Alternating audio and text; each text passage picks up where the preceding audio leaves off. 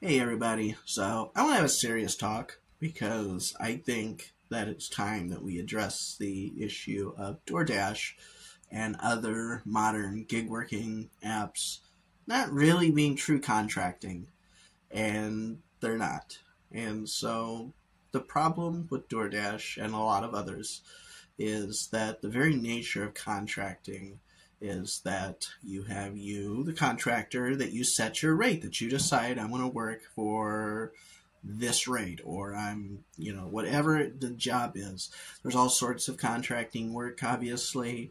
My background's within IT contracting, so a lot of the videos and most of my perspective has to do with IT contracting.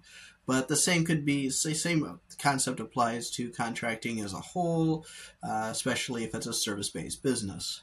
And so with that in mind, food delivery is very much a service-based business. And for some reason, these companies are taking advantage of the fact that most people who aren't used to contracting at all, and maybe Doordash doesn't understand contracting. I don't know. A lot of these companies cropped up. One of the biggest problems that I've had coming from years of doing contract work and occasionally jumping into the world of, being an employee is there's plenty of people who never ever do contract work their entire careers. And so you'll find people who don't actually understand the difference between a contractor and an employee. So like if you order food, that Uber Eats driver, that DoorDasher, they're not an employee of anybody. They're self-employed, but they're also getting screwed. And so here's why. So if you're truly a contractor, so I've been doing contracting long before it was cool. I started back in 2007 on a platform called OnForce, which was always abbreviated OF, which, as an aside, I get a giggle every time I see OF in a Facebook post now because it's absolutely about OnlyFans. So, but my point is, the way it's always been is you set your rate for what you're doing and the kind of work that you're looking to do. And that's how OnForce was. That's how Field Nation is. So Field Nation's been the one that I've had the strongest and longest relationship with. And the thing that I want to point out is whenever you sign up, whether it's Freelancer, whether it's Field Nation, whether it's Work Market, you set your rate for the job. You have a profile, you set a rate, you even have the ability to tell the system to filter out things below a certain threshold. So if you don't want to get peppered with 20 an hour jobs that you know isn't worth your time, you will never see these. But with what I see on Doordash, it's such a completely different experience, and it's really messed up. So I don't have any experience outside of Doordash. I don't know what it's like to do Uber Eats. I don't know what it's like to do Grubhub. I've heard Grubhub's way better than the other two, but I don't know. Your mileage may vary. I know of people who do quite well with Doordash. So it just depends on where you live, right? And how the economy is.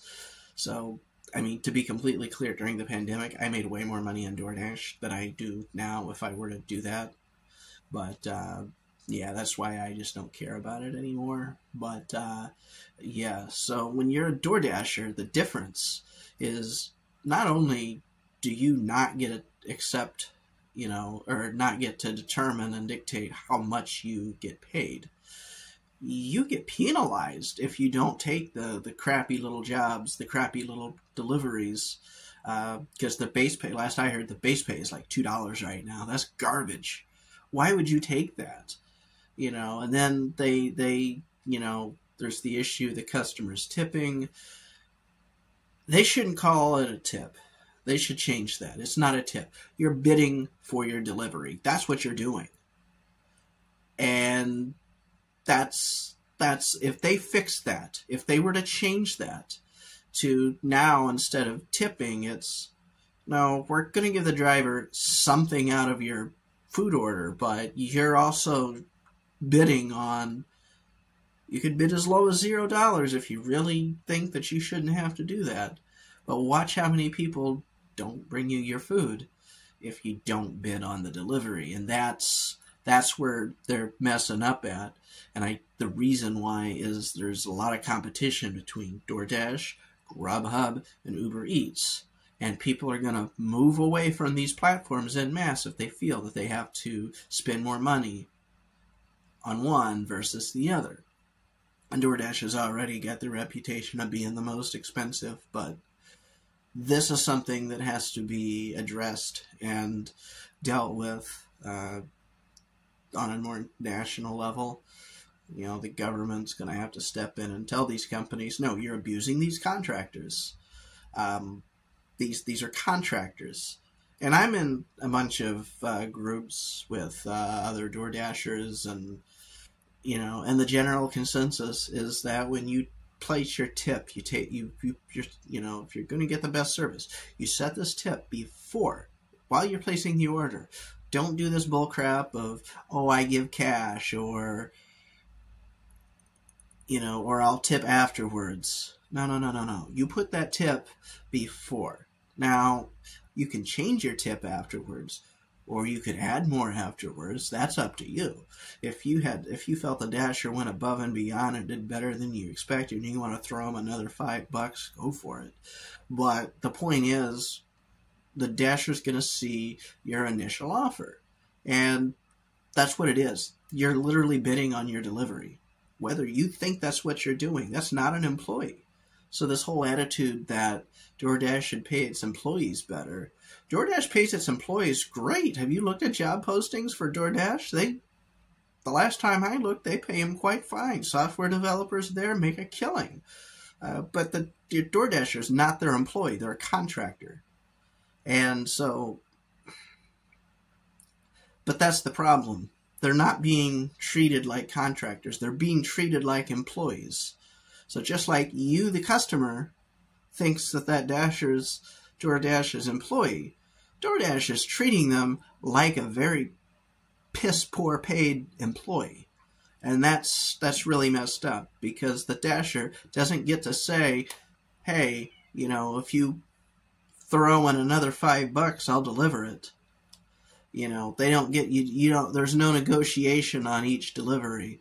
And you know, let's not even get into double stacked and triple stacked orders where they'll show you an order that might look like, okay, finally I'm seeing, you know, $15-20 for this, but why do I have to drive 20 miles and make 3 stops?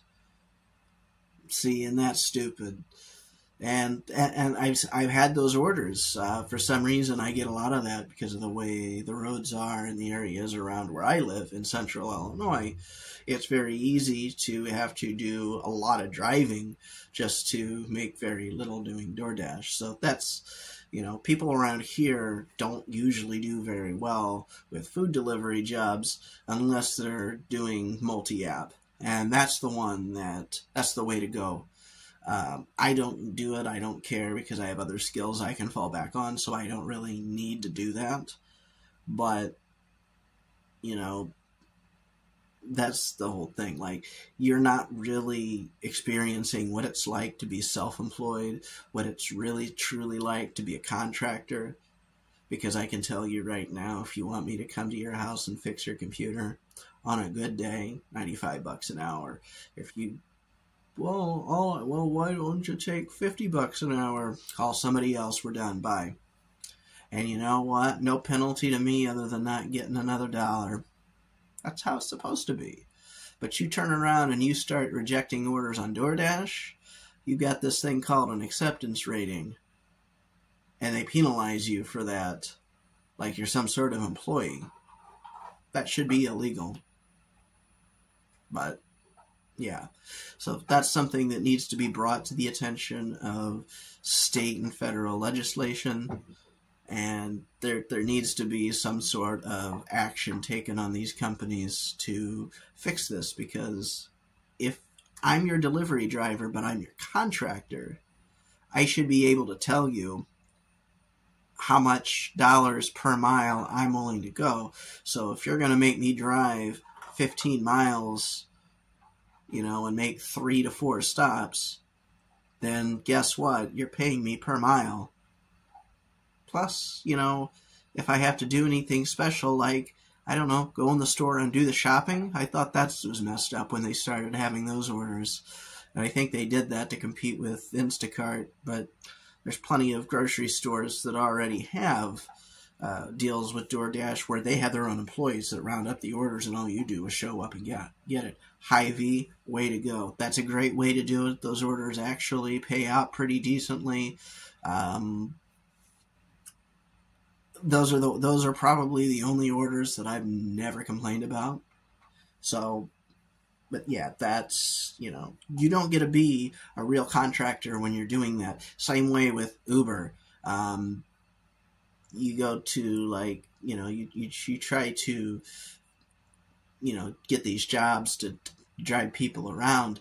You're honestly better off working for a taxi cab company.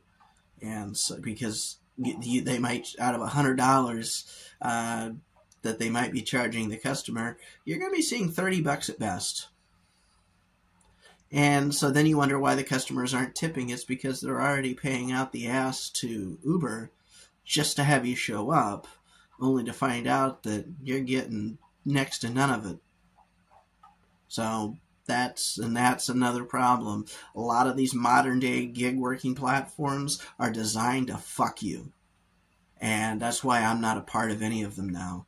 So yeah, if you're looking to get into contracting, if you're looking to get into, really, self-employment, there's ways to do this on your own. There's ways to, for example, you can start your own service locally. There's a company called Data Dreamers that has a really good piece of software that's literally set up for people to set up their own delivery service. So look them up, Data Dreamers. But the other thing too is if you take a look at something like Field Nation, you take a look at Work Market, where we go on the, if you're looking for remote work, maybe you want to build websites. So you got Freelancer, you've got, it's not Odesk anymore, it's doggone, I can't remember the name. Upwork, that's what it's called.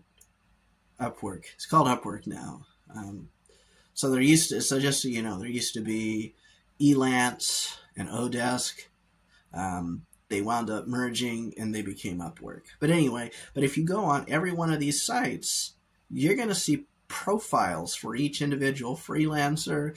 If you're a customer, you can pick out who you do business with. And as a freelancer, you get to pick your rates. You set your rates. You say, I do this, this, this, and this. And this is my hourly rate. Granted, that hourly rate could just be a number that, that gets disregarded because there's nothing stopping you from giving somebody a flat rate on a job and be like, all right, could be this much. I'll do it for $500. But you know what? That's still better than, a company saying, or even letting the customers saying, well, all I'm willing to pay is this much. All right, well, it's not going to be me then. Because that's the beauty of being a contractor. You see the difference between real contracting and what Doordash is trying to do? Yeah, fuck Doordash.